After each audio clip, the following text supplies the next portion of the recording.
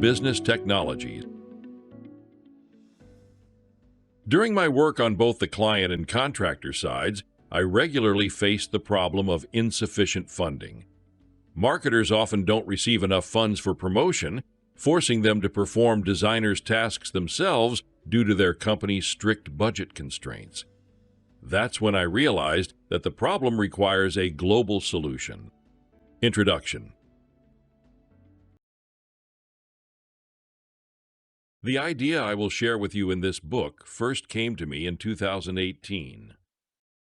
It struck me on my way from Moscow to Tver to visit my parents while I was mentally summing up the results of the outgoing year and gradually planning the next one. You know, it's good to think while on the road if you don't focus on things like music or phone calls. I was driving my not-so-new but personally purchased from an official dealer car. Thoughts about my past career as a marketing specialist for car dealers, my first entrepreneurial experiences with them, and client orders were swirling in my head. This is how life turned out. I was a dealer's client, now dealers are my clients. Funny how it worked out.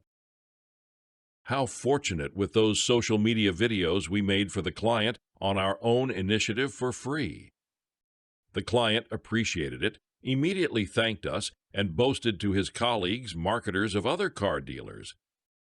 They wanted the same videos with their logos and contacts, and within 15 minutes, our messengers were literally bursting. So we managed to earn a little on our philanthropy. Wow! Do good deeds and you will be rewarded. All these thoughts led me to reflect on topics of interactions, communications, mutual assistance, alliances, and on the contrary, envy. Why did she share the video with others? Just to show off? Why not? And the same promotional material was suitable for all these dealers. Logically, they are not competitors because they operate in different regions. Then why don't they always do this?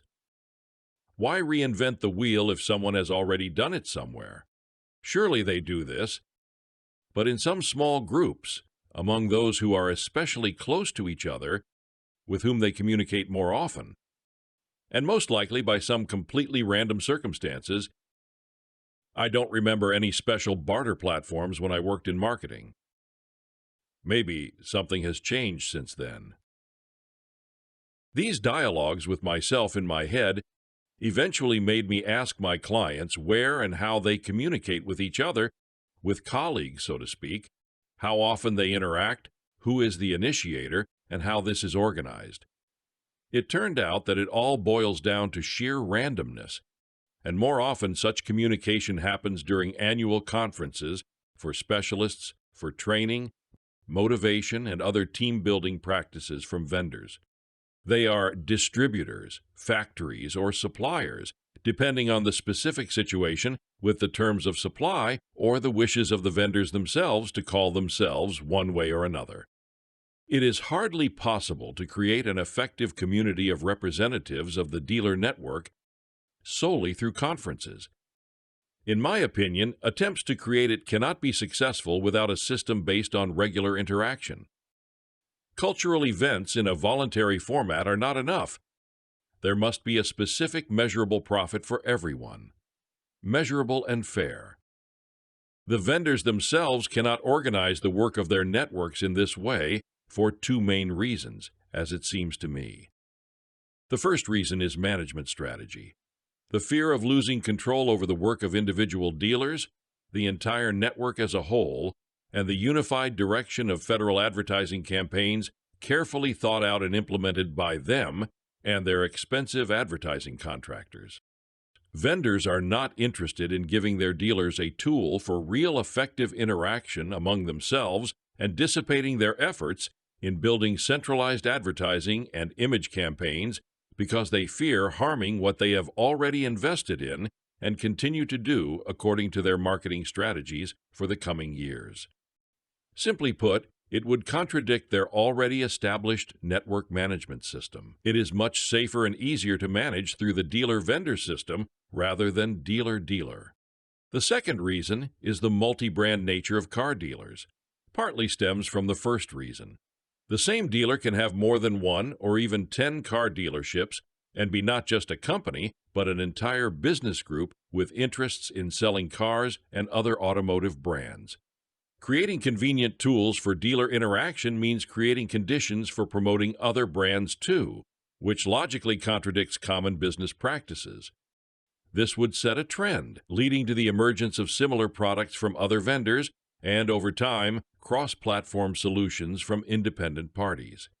Thus, initially, this is a task rather for third parties, such as IT companies, which cannot and should not be part of the strategy of a single vendor.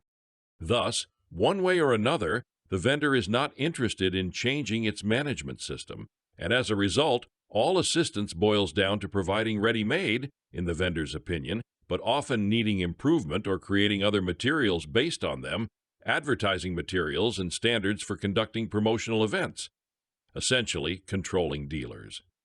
Moreover, the independent creativity of dealers is often not welcomed or even punished. In my practice as a marketer with 7 car brands, it was exactly like this. Dealers are required to use predominantly the promotional and image materials provided to them by the vendor through a special dealer portal.